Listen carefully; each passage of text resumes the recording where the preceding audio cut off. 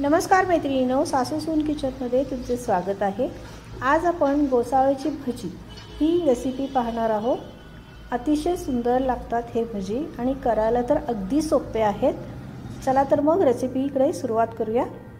इथं मी गोसावळी घेतलेली आहे।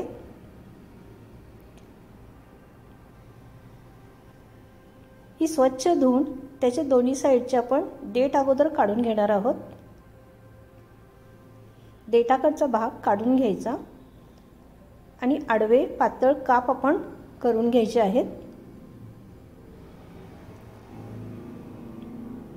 पातळ काप करायचे, खूप मोठे काप करायचे नाहीत। असे पातळ काप करून घ्यायचे।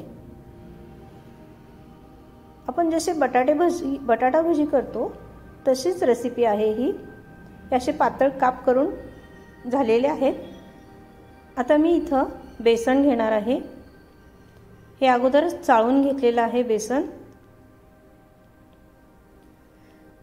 तुम्ही जेवढी भजी करणार आहात तेवढे बेसन घ्या। आता त्यामध्ये मी 2 टेबलस्पून तांदळाची पिठी टाकणार आहे। तांदळाच्या पिठीमुळे भजी अगदी खुसखुशीत होतात आणि आपल्याला इथं सोडा वापरण्याची गरज पण पडत नाही। त्यामध्ये आता मी हळद टाकली आहे, 1 पाव चमचा हळद, 1 टेबलस्पून मिरची पावडर,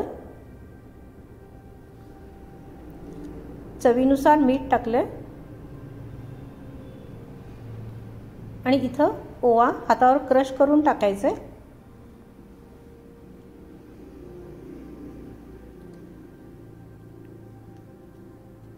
आणि इथं हे थोडेसे मी धणे घेतलेले आहेत, ते थोडेसे आपण क्रश करून टाकायचे आहेत। अखंड टाकले तरी चालतील, पण क्रश केल्यामुळे त्याची चव आणखीनच वाढते। थोडेसे अगदी क्रश करून टाकूया।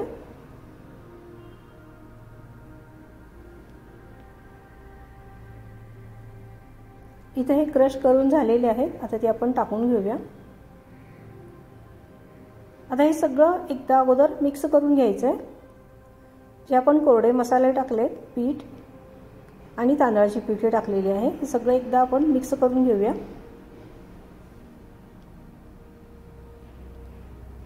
इथं मी एका साइडला तेल गरम करायला ठेवलं आहे। त्यातलं कडकडीत गरम झालेलं तेल आपण 1-2 चमचे पिठामध्ये टाकून घ्यायचं आहे। त्यामुळे भजी अगदी खुसखुशीत होतात।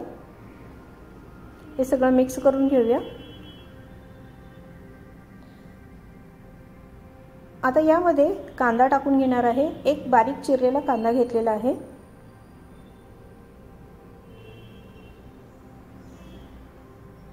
बारीक चिरलेली हिरवी मिरची आणि कोथिंबीर, भरपूर अशी कोथिंबीर घेतलेली आहे।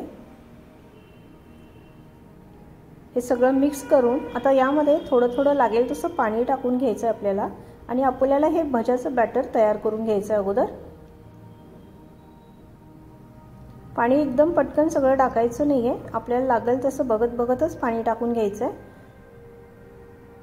आणि आपण नेहमी जसं भज्याला बॅटर तयार करतो त्याच कन्सिस्टन्सीचं आपल्याला इथं बॅटर तयार करून घ्यायचं आहे भजीचं। खूप आपल्याला पातळही करायचं नाहीये आणि खूप घट्टही ठेवायचं नाहीये। इथे थोडंसं अजून मला घट्ट वाटतंय, त्यामुळे थोडंसं पाणी टाकून मी अगदी काही सेकंदच थोडंसं हे फेटून घेते।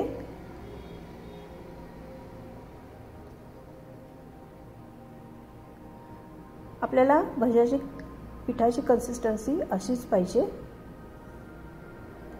आता हे बॅटर तर आपलं भजीचं तयार झालेलं आहे। आता जे आपण काप करून घेतले होते गोसावळ्याचे, ते आता एक टाकून त्यामध्ये आपण तेलामध्ये आता आपल्याला भजी सोडून घ्यायची आहे। त्या कापला चांगलं ते बॅटर कोट करून घ्यायचं।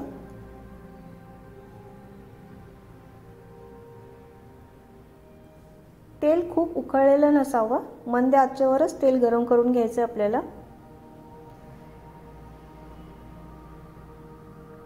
आणि आता इथं भजी सोडताना मी गॅस बारीक केलेला आहे।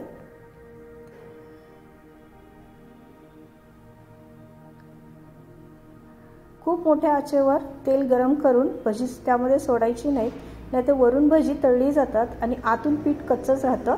त्यामुळे मीडियम गॅस ठेवूनच आपल्याला ही भजी तळून घ्यायची आहे।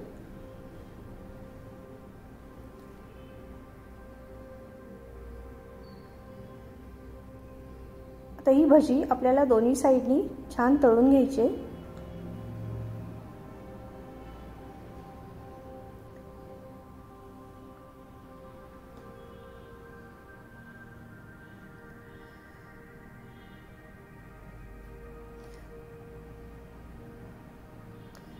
टाकल्या लगेचच उलटून घ्यायची नाही, तर चांगलं 1 मिनिटभर आपण थांबायचं आणि 1 मिनिट चांगली ही भजी सेट झाली की मगच आपण ही उलटून घ्यायची आहे भजी आणि दोन्ही साइडनी छान तळून घ्यायची आहे। इथे तुम्ही पाहू शकता भजी अगदी छान तळली गेलेली आहे।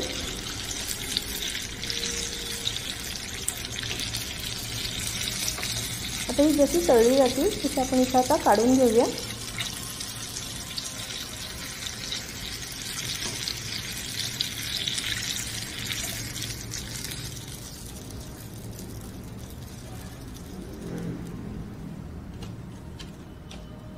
आता मी दुसरी बॅच पण सोडते।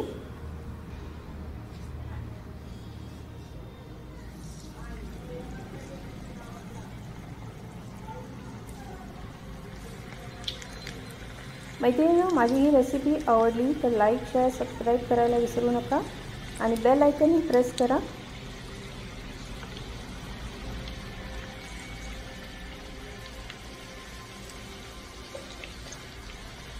आणि माझ्या प्रत्येक व्हिडिओजमध्ये भरपूर टिप्सही असतात, त्यामुळे व्हिडिओज अगदी शेवटपर्यंत नक्की बघा।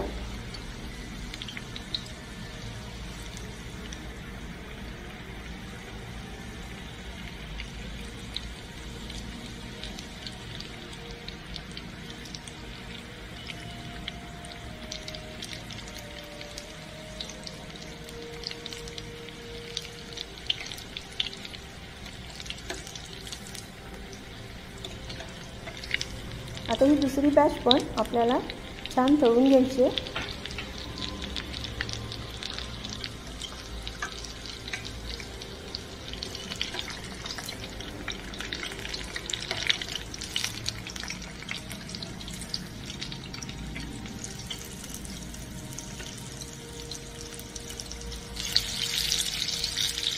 आता ही बॅच पण आपली तळून झालेली आहे। भजी आता ही काढून घेऊया।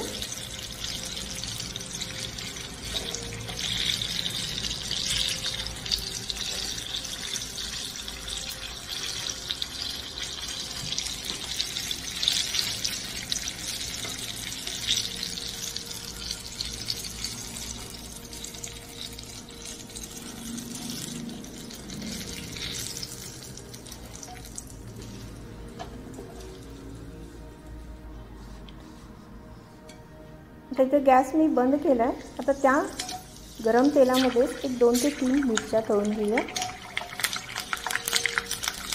आपल्याला मिरची तर खूप तळायची नाही आहे, अगदी 1 मिनिटभर तेलात टाकायची आणि लगेचच काढून घ्यायची।